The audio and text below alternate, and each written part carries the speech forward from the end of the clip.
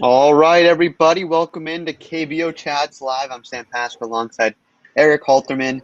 Another brand new week of KBO action for us to break down, and we actually got a lot to cover today, starting with some power rankings, but also some signings, some releases, everything going on here. We got the power rankings, which we'll start with. But before we do, Eric, how you doing? Off day yesterday for KBO action, but how are we feeling now with some international baseball as we are getting on our way here into this official summer? Yeah, pretty good. Settling into learning some NPB stuff to go along with all this KBO. It's been a busy few days, but wouldn't have it any other way. Being busy with baseball is not bad at all. Yeah, yes, a lot of great stuff. And we'll get underway here. Get underway here. Comment section is open. If you're watching on YouTube or Periscope, be sure to hit us with all your questions, betting, teams, who's the best team, the Dinos. How confident are we in the Dinos? We'll cover that right now. We're already getting some comments here. Anderson Russell, yes, we will get to him. Very good evening. Yeah, let's talk some KBO here. A live KBO show. Yes, that's what it is. You gotta love it here, Sam and Eric. That's us. Let's get into it, shall we? So we start with the power rankings, Eric. We do this every week. At the top, again, NC Dinos, no surprise. But we see the Kiwoom Heroes officially in the number 2 spot, second week in a row. And then the Deuceland Bears. Walk me through this top three here. How do we feel about this 1, 2, 3 lineup? Yeah, so it's the closest it's been in since I started doing the power rankings a few weeks ago. It had been the Dinos clear number one, and then a tier of a few teams trailing them. But after another pretty uninspiring week, anytime you lose even one against the Eagles, that's pretty disappointing. And they lost both games against the Tigers. The gap's closer than it's ever been. They look, just like a normal good team. I still have them number one based on what they did for most of the season, but they look far less dominant than they had been. And they've got a tough series against the Bears coming up this upcoming weekend. And if they drop that one, I could definitely see them out of the number one spot in next week's rankings. The Heroes versus the Bears was a pretty tough call for me at number two. The Bears have to jump up after sweeping the Twins. So Twins pretty much had to fall to 4. Obviously, they could bounce back pretty easily, but after that kind of series, you got to drop a bit. And the Heroes going 5-1, held on to the number 2 spot just barely over the Bears, but I could really see that going either way.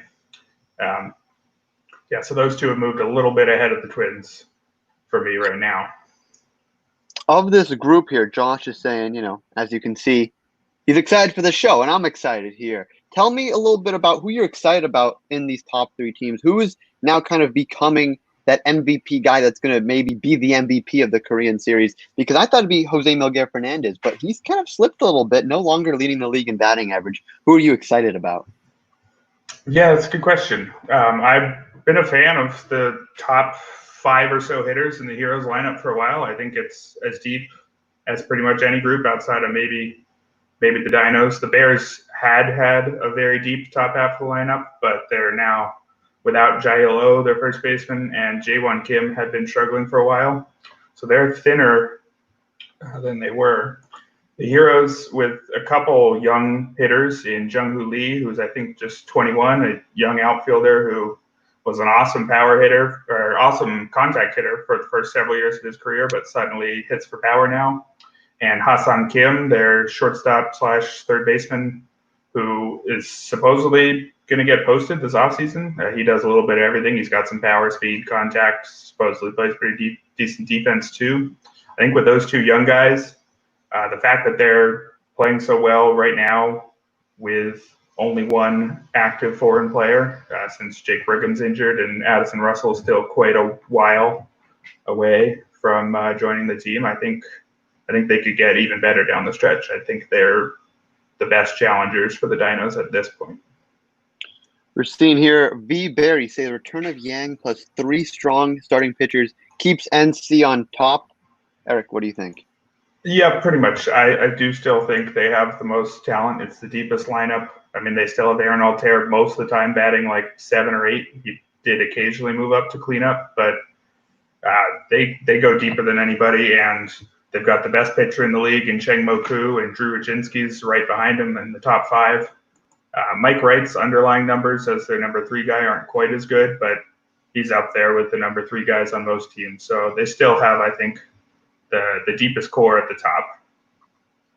So moving on now to the middle group. So we will get back to Addison Russell and the KBO Heroes, but moving down these power rankings, number 4, the LG Twins, number 5, the Kia Tigers, and number 6, the Samsung Alliance. It's kind of an interesting group.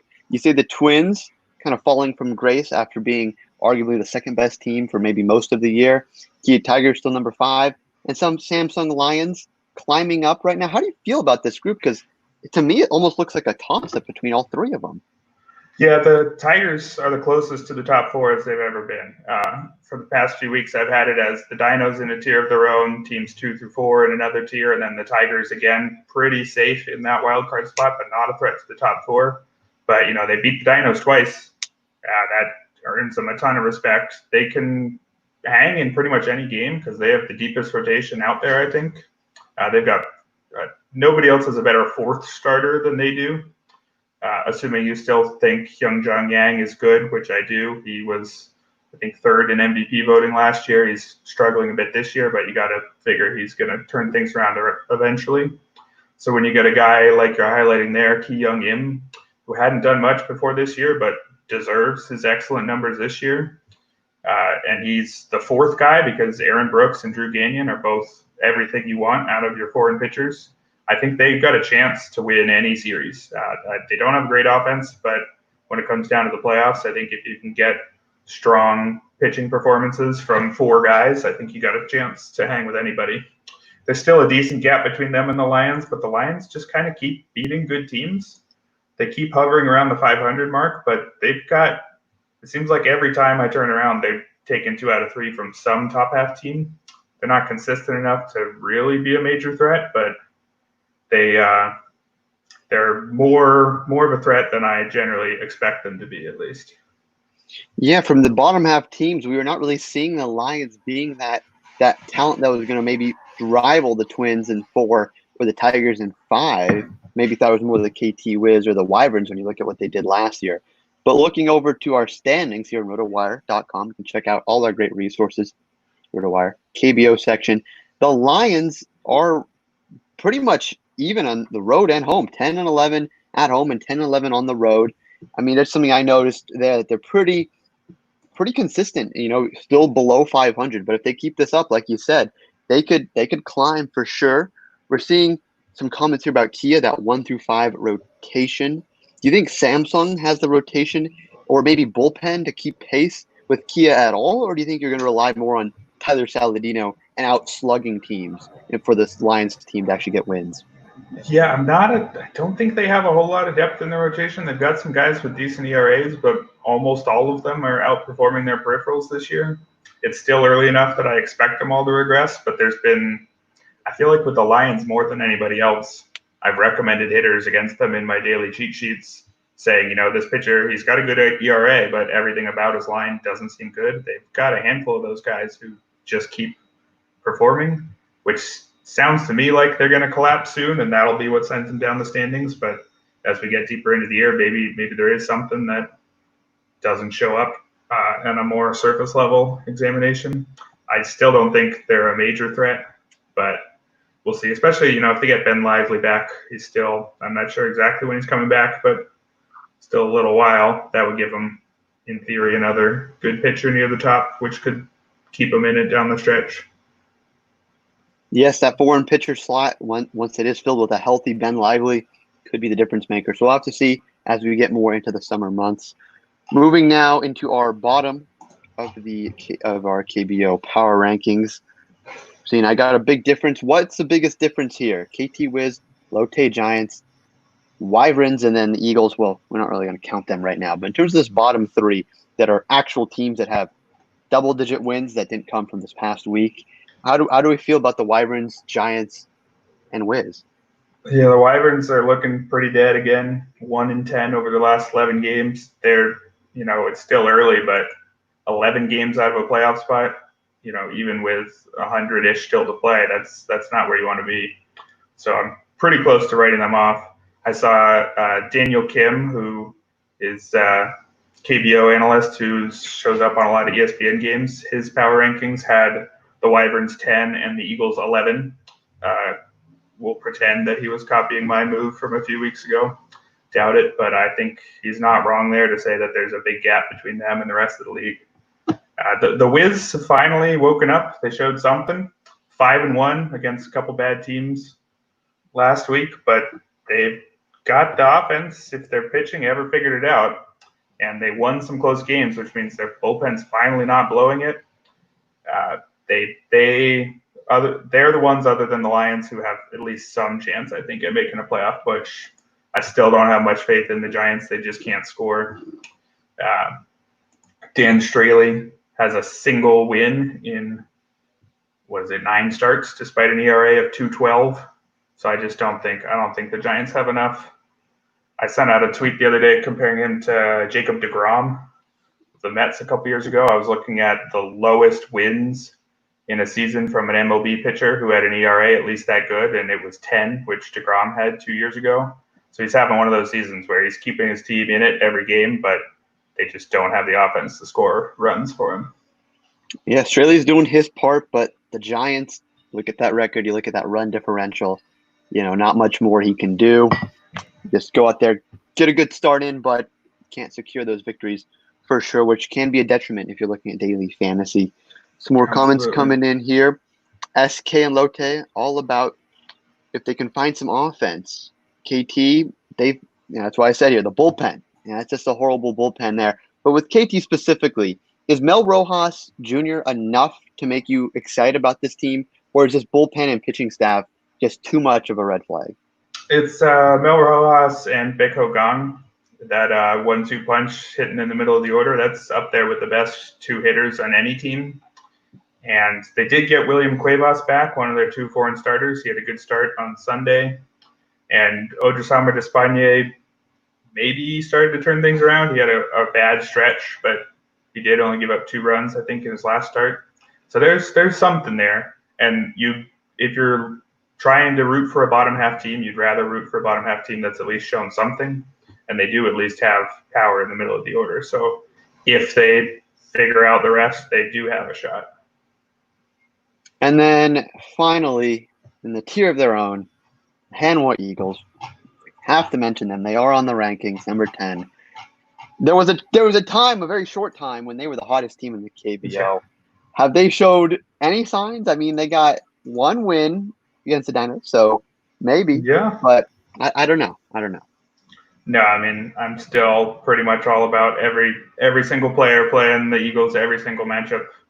I recommended today one of the Lions starters who I'm not a fan of normally, but he's playing the Eagles, so he's cheap and playing the Eagles. You gotta give him a shot. They just don't come close to anybody in scoring, and they also have the worst pitching staff. So anytime you see basically any player playing the Eagles, you should probably jump at that chance. Yeah, when you look at their rankings, just horrible across the board, 10th in every category in terms of basic scouting right here, more available. And they're also 10th everywhere else too. So before we get into the daily lineups and talking about what we like today, I got to mention the news aspect because there's been a lot going on, which actually has changed, specifically the Eagles in terms of their foreign bat. They waived Jared Hoying. He was a stud 2018, 2019 for the Eagles, but now he's out. Brandon Barnes is in, or he eventually will be in. What do you make of this Eagles move here? Could we see more moves like this from the Eagles, maybe from their pitching staff, if Chad Bell and Sappold struggle going into the summer? Yeah. I mean, it made total sense to part with Hoying. He's done just absolutely nothing. Even last year, he was merely good. He was above average hitter, but not elite. So it makes sense. Bringing in Barnes is a little weird. He's like 34 years old or something. His talent level is more or less on the level that all the other foreign hitters are. He played a while in the big leagues. He's actually played more MLB games than any other foreign hitter in the league right now. But he had a WRC plus of 68. That means he was 32% worse than league average, which is actually slightly better than Tyler Saladino, but Saladino can play some shortstop. Barnes was a center fielder more than a corner outfielder, slightly. but at 34, I'm not sure if he'll be trusted to play there. I don't see a lot of upside there. I don't totally understand it, but he seems like he'll at least be fine. It's going to take at least probably a month to 6 weeks to get him over there, based on the reporting I've seen.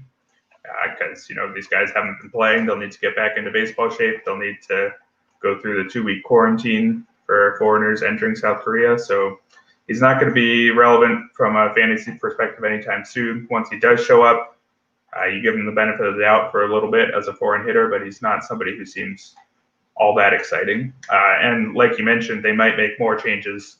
Chad Bell has really not been good.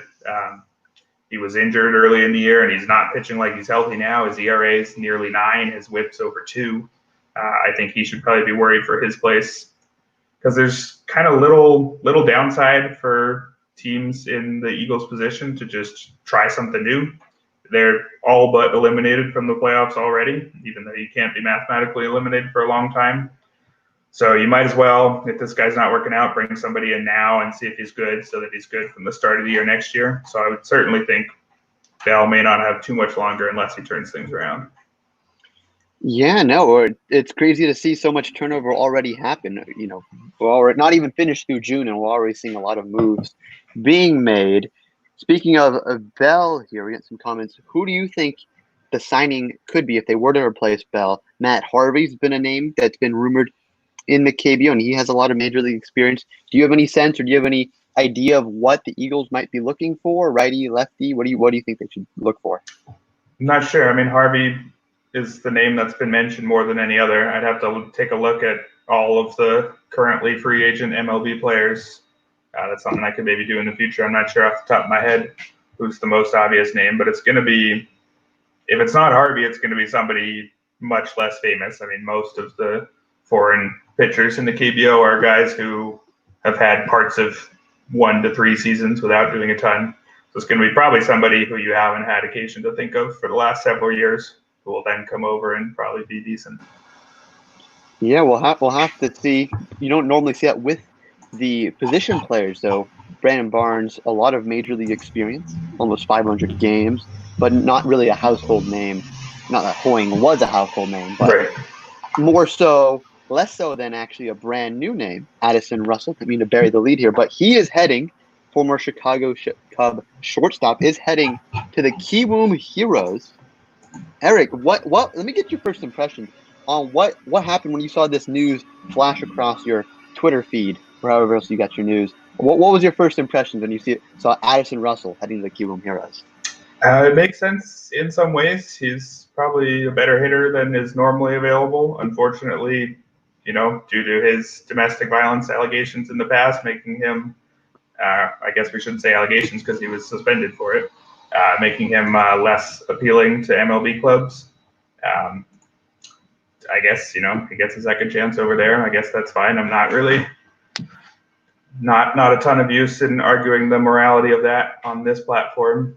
But from a baseball perspective, he's been about as good as some of the best foreign hitters. He has the same WRC plus as Preston Tucker had in the MLB, just behind Aaron Altair and a little bit behind Jose Fernandez. So from his performance stateside, he's right up there with some of the top foreign hitters in the KBO, and he's played more games at the MLB level than any of them.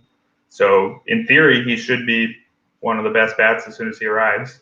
I had been suspicious. I don't know how often foreign player trades happen in the KBO, but I had thought it might have made some sense for them to go get Jamie Romack, because they could have got him right away with the Wyverns basically out of it this year. Again, I don't know if that's the kind of thing that happens frequently, but it made sense to me because Russell isn't going to show up for 4 to 6 weeks, and they theoretically could have brought Romack in right away. I was kind of wondering if something like that might happen. The Heroes are pretty strong in the infield. Hassan Kim has played a lot of shortstop, and he's, maybe as good as Russell, given that he's considered to have a potential MLB future. So he's mostly playing Russell's position of shortstop, though he's played some third base as well. They might move him there more once Russell shows up. I think he'll definitely help the team, but it's going to be a while before he gets there. Yeah, it's interesting you mentioned the foreign player trade aspect because this Heroes team is very much in the race right now. We go back to the power rankings. You know, they're number two. We talked about this. They're a very competitive team without a foreign bat, and you would think they would really want an impact guy now to make sure they can maintain those momentum. But hey, maybe Russell will provide a spark if they do eventually or potentially go into a slump in another month or so. We'll have to see. But that's what we're looking at. It's a lot of turnover in these lineups. Barnes, Russell in, Hoying out. Now let's turn our attention to our daily lineups here. We're getting a lot of comments on that. Best picks, best pitchers, best lineup. So let's first start best pitchers in this slate. I'm seeing Aaron Brooks. I'm seeing Drew Rzinski. I'm seeing Odrisame Despaigne, and even Chris Flexen. Who is the number one guy, Eric, that you're looking for in your daily fantasy lineup?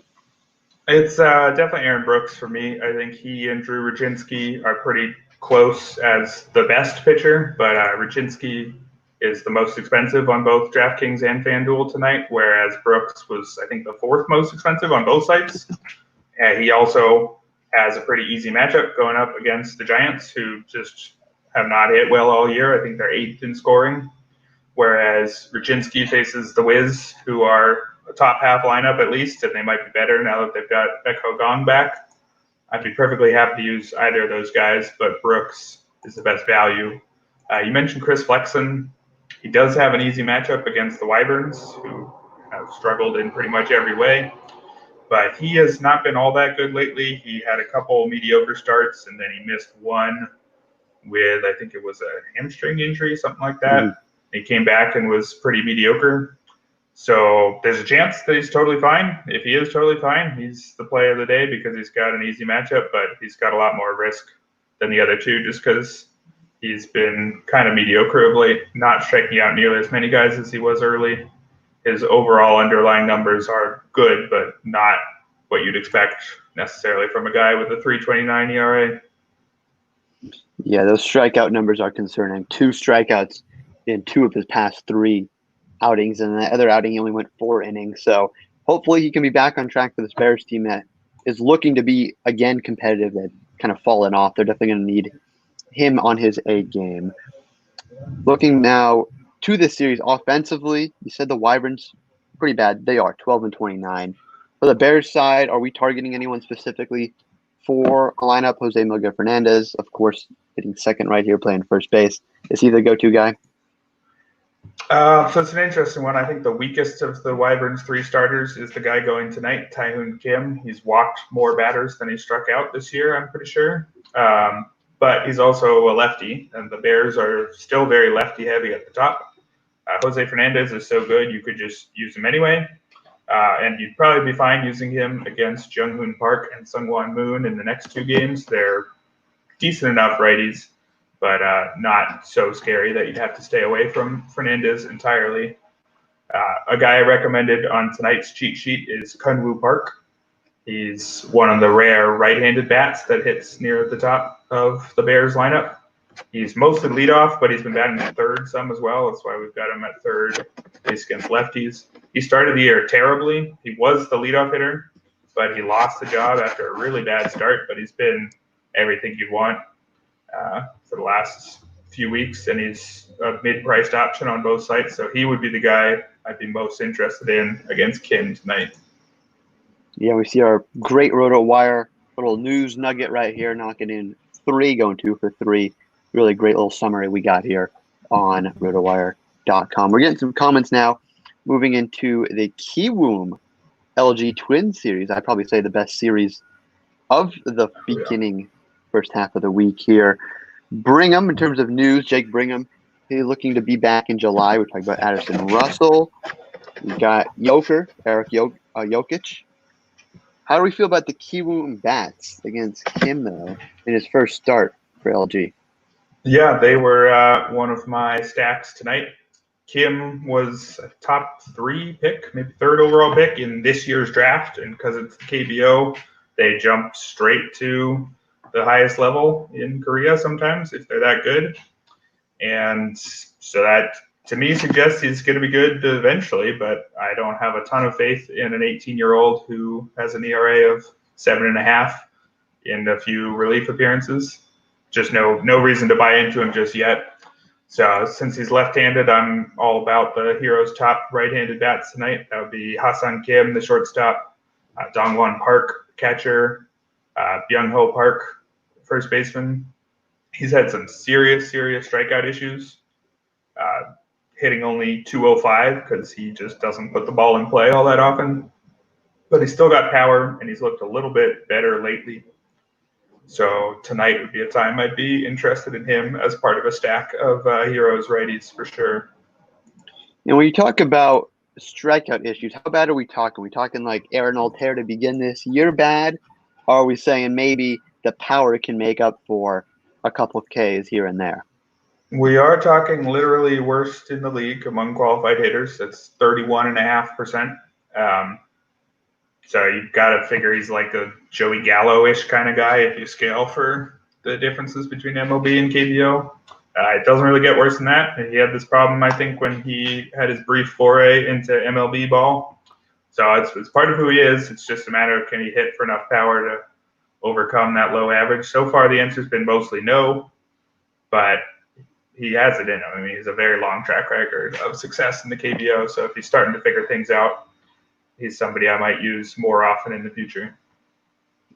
We're getting a question here. Do you like Kiwoom versus LG under 10 runs? We're talking about Park here with some strikeout issues.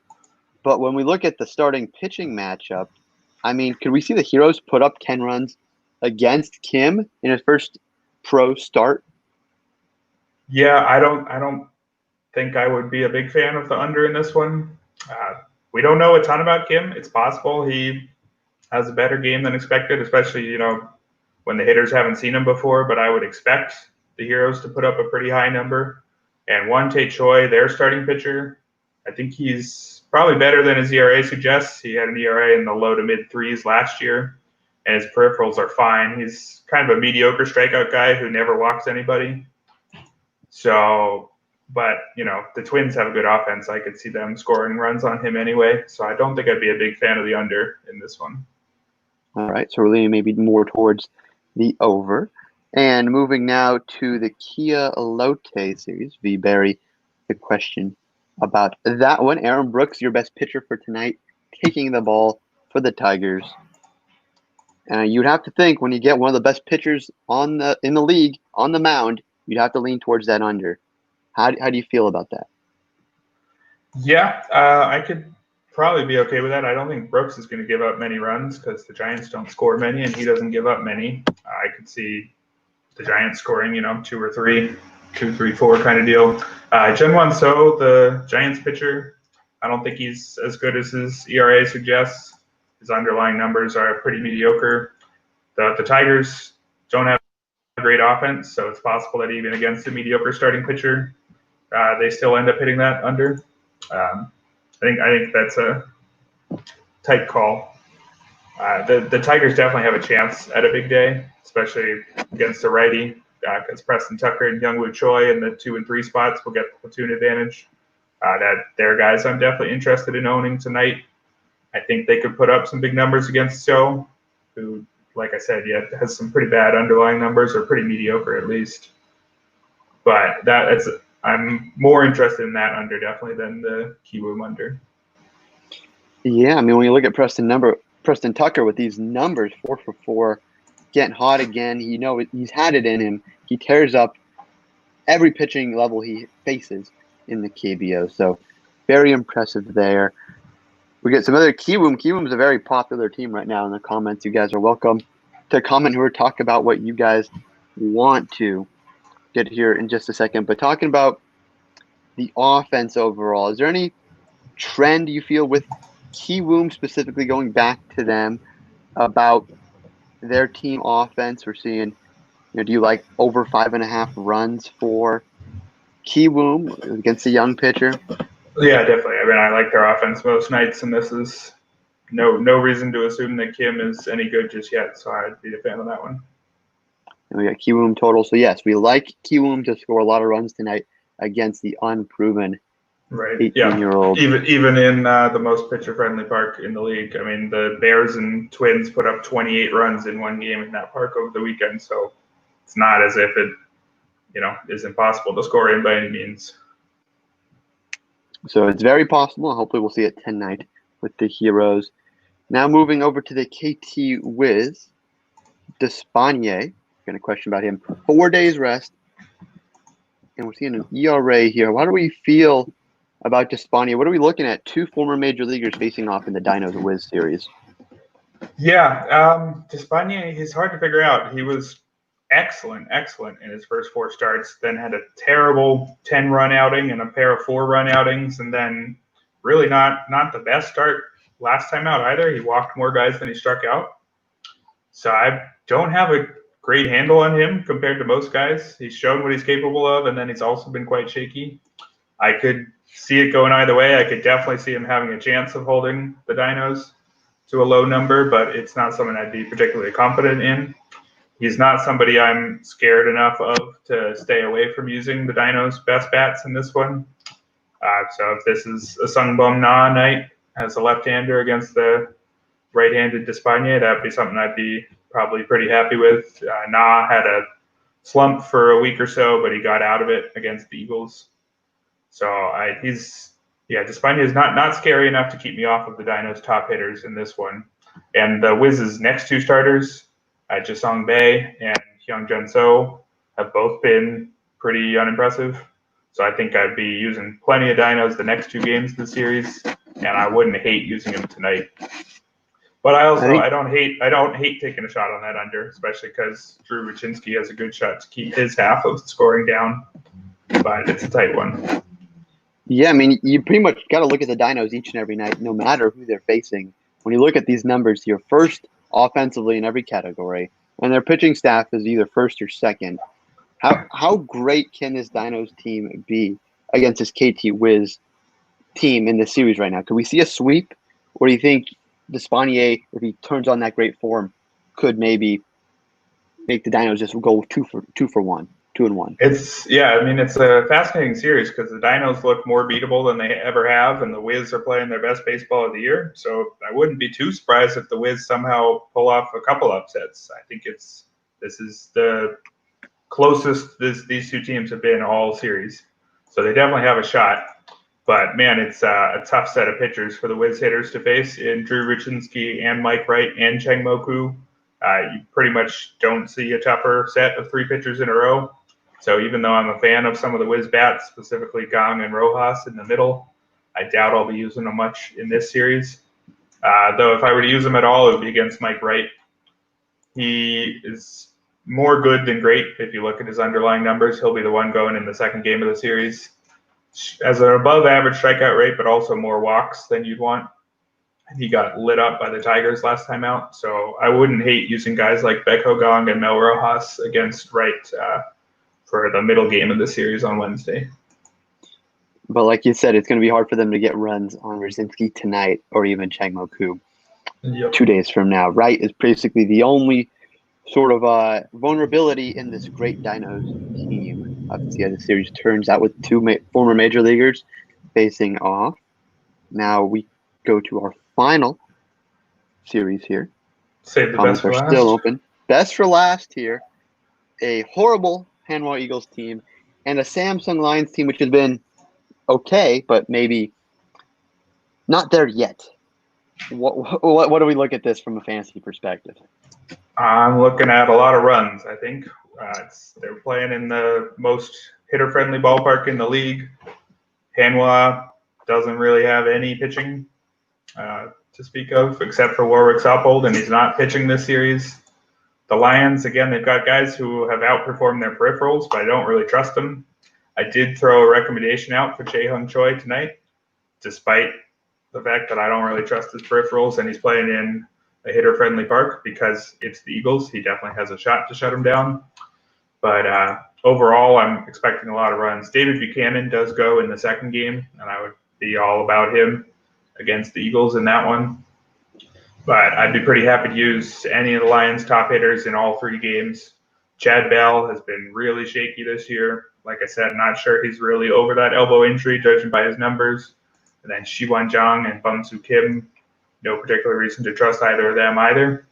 So I'd be a fan of the Lions hitters. I recommend them as a stack tonight.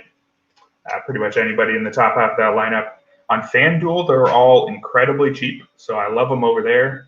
They're weirdly still pretty highly priced on DraftKings. Also, the Eagles are way too expensive on DraftKings. They're like their best hitters are priced the same as some of the best hitters on other teams, or at least close to it, which is too bad because I'd like the opportunity to throw in some Eagles every now and then, especially in this series. But man, they're just not cheap enough given how they played. So yeah, for daily fantasy, you got to be aware of the budget constraints what FanDuel and DraftKings give you there. And when we look at the Eagles, I mean, they scored, what was it? You pull it up right here. 7 runs against the Dinos. I mean, that's no small feat. So, and they did get a win against the Dinos too when they beat them in a 1-run game. So maybe they have a little fight left in them. But Chad Bell, he'll be the name to watch as his starting rotation spot is up in jeopardy right now. So we'll have to see what happens going forward with that series. Turning our attention to some news now. Any other injuries that would change stacks or perceptions of teams going into these games? There's been a few guys coming in, a few guys coming out. Yuji Yang, the Dinos catcher, maybe arguably best offensive or best hitter in the league when you consider his offense at the catcher position. He was out for 3 games. He said mild case of vertigo. He's also just kind of been banged up throughout the year, though he's still been quite good. He was put back on the roster today, so I would expect him to be good to go. Not sure if he's 100%, but I would expect him to be back in the lineup. That's another huge bat in the middle of the Dinos order. Byung-Ho Park, who we talked about earlier, had a brief injury, but he's back now, good to go. Jin-Hyuk No for the Dinos also missed a few games with an undisclosed injury, and he's back too. That's one thing about the Dinos. They'd had really good injury luck. Probably helped them stay ahead of the rest of the league. But they had started to get a little bit more banged up, which corresponded pretty much exactly with their rough stretch. One other guy to know, Yoon-Sung Chae for the Twins. He's probably their 3rd best hitter and their best right-handed hitter, with Roberto Ramos and Hyun-Soo Park both hitting left-handed. Chae's going to be out a week or 2 with an ankle issue, so that takes one of the bigger bats out of that order, makes the Twins a less scary matchup for sure, especially against lefties because their best right-handed bat is gone. Those are, I think, the biggest. I like it. For people looking for some more KBO injury news or even just some notable player performances, check out rotowire.com. We got our KBO section here, news. It's right there. Takes you right to what we're talking about right here. We're seeing in the comments here to wrap up now that MLB owners to vote to proceed with season, asking players if they can report by July 1st. We'll have to confirm this. But Eric, to end the show today, give me 2 names, one former major leaguer, one not already in the major leagues, that you think could make the jump next year or even maybe this season back to Major League Baseball and play at the top level in the world. Ha-Seong Kim, the shortstop for the Heroes, would be one that I'm interested in just because we apparently know that he's intending to come over already. He can do some of everything. He's also young. Normally, we don't get Korean players coming over until their late 20s. Usually, a player will come over once he becomes a free agent, and they have something like 9 years of service time or something before they're a free agent, which means, you usually aren't able to come until your late 20s unless you get posted early. I think the Heroes are one of the lower budget teams, so they're supposedly interested in posting him this offseason. He does some of everything. I'm not sure he'll be an elite MLB player, but he looks like he does something there. As far as a guy making the jump back, it's an interesting question. Is Drew Gagnon as young as I think he is? Let me take a look. I mean, maybe David Buchanan, Drew Rosinski. I mean, some of these pitchers, Aaron Brooks, he's bounced around the majors, and he's not that old, about 30. Yeah. So Gagnon is just turned 30 also. I think it's Flexen. I think I might have mixed up the former Mets. Gagnon is the foreign pitcher who has maybe the most impressive strikeout numbers. I think Eric Jokic has better overall numbers, but he doesn't strike out quite enough guys.